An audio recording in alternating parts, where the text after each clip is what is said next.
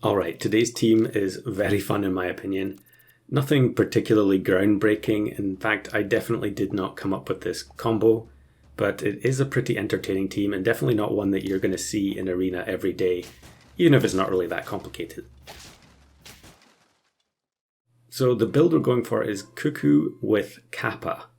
And yeah, both of those units, not super common. I guess Cuckoo is going to be more common than Kappa because it's free to play. But even so, I still don't see very many people using it, as we actually see African Wild Dog attack 2 sneaky eggs, which then disappear from the board anyway. But at some point, I don't know if it was last month or it was a few weeks ago at least, I ended up facing someone who was playing Cuckoo and Kappa in the same team. So Kappa, if you don't know, will summon pets on your side and your opponent's side at the same time. But if you have Cuckoo, then the Cuckoo's ability is going to block the summon on the opposing side of the board. And it's incredibly satisfying when this works. Sometimes it just goes horribly wrong. But I was having pretty decent success with it. And maybe it was just pure chance because the pack was, fairly decent. I'm not sure. Things have been up and down recently in terms of how difficult Custom Arena is. So now we take Sea Turtle, one of my favourite tier 2s in Customs. I do like it in Golden as well, but it obviously doesn't have the same level of usefulness compared to Customs. Unfortunately, we lose by 1 HP there. But I feel like Sea Turtle can really help you win a lot of early turns, especially if you take units like Sneaky Egg, where you're getting the very high attack summon with relatively low health. The Sea Turtle just completely counteracts that. So an 8-4 becomes an 8-7. Of course, we face one of the many rabbit teams, so the Sneaky Egg didn't get to knock out more than one unit. In fact, maybe it didn't knock out anything there.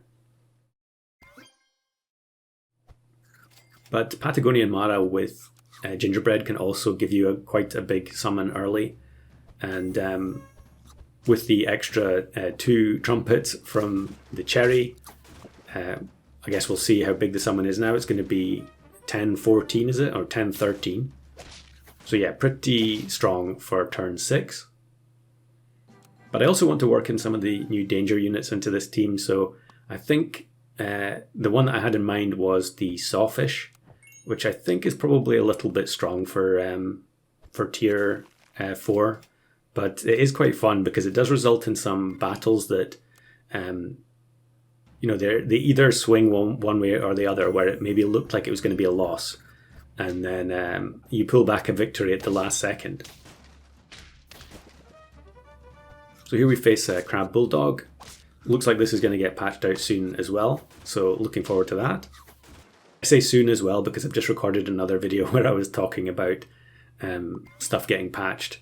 So yeah, I think it was Ammonite and Nessie that I was talking about in that instance.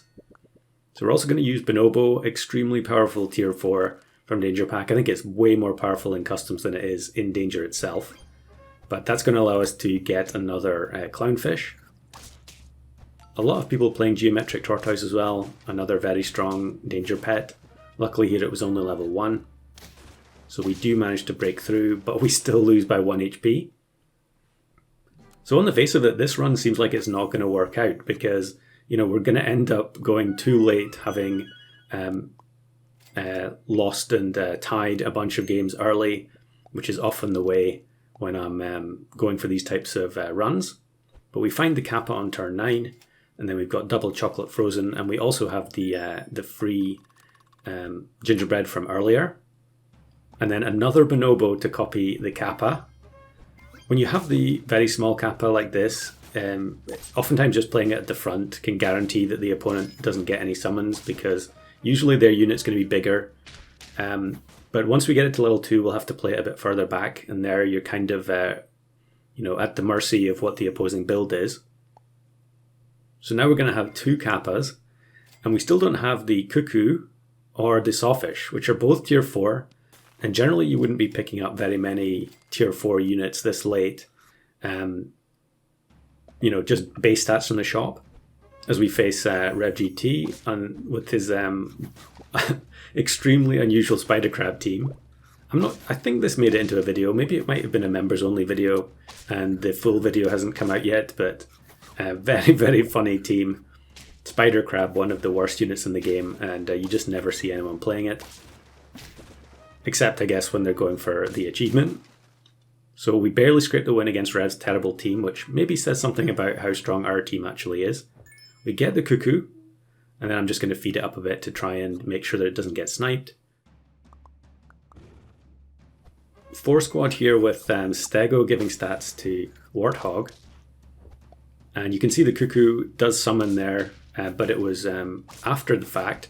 And I was a little bit confused by this initially. The reason is that Cuckoo's ability goes off when the enemy pet faints. So if it's a 4 squad, it doesn't actually trigger on the initial Kappa summon, which is a little bit unfortunate, but it makes perfect sense when you think about it. So we're going to take the Yggdrasil fruit, I think.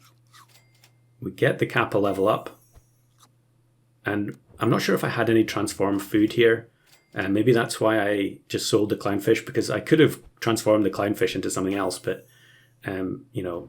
it's I guess it's a 1 in 5, or even better than a 1 in 5, because you can't get another clownfish from the transformation. But we lose a ton of summons here because of their snipes. However, the rest of their squad is fairly weak, and the summons from Kappa are just so massive compared to most of the other summons, most of the other summon base stats that you can get in this game.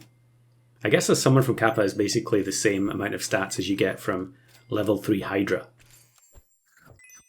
So here we go, we get the Sawfish and immediately take the Okra to protect it. It's only a level 1, but hopefully we can rush to a level 2. We do still have 1 extra heart left. The Okra immediately blocks the Crocodile Snipe. And the Behemoth just takes up too much space and prevents them from getting any of the Kappa summons. And then the other reason for me taking Cherry on the Sea Turtle was that I deliberately had Surgeonfish in the pack because I wanted to have the possibility of getting Surgeonfish from the Kappa and then actually activating its ability mid-battle. So that worked out absolutely perfectly there. And yeah, it's only a level 1 Sawfish, unfortunately, but we might end up losing or tying here, and then we get another chance to go for level 2. Now it's a skunk team, but they don't have dolphin or any snipes, so the Sea Turtle is going to happily buff the health on these units, even though it's down to 1 HP. The snipe hits the Cuckoo, although I guess the Kappa has already finished summoning at this point, so it doesn't really matter.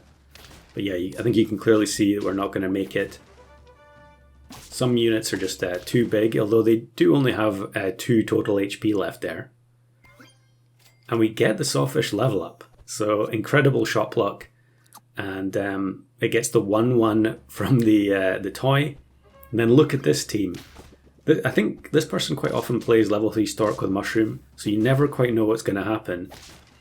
But we're going to get some pretty nice interactions here. Triple Griffin. One of the Cuckoo summons gets wasted, but then we block the Stork. The Falcon Tiger, though, is going to summon 2 Cuckoos and then fill my team up with Cuckoo Chicks. And because of the activation of the Sawfish, the Cuckoo Chicks actually get, I think it was 3 KOs there, even though they only had 1 attack. So incredibly fun final round. I did have to play for quite a while to actually find an opponent like that on one of the later turns, but I think it was worth it in the end.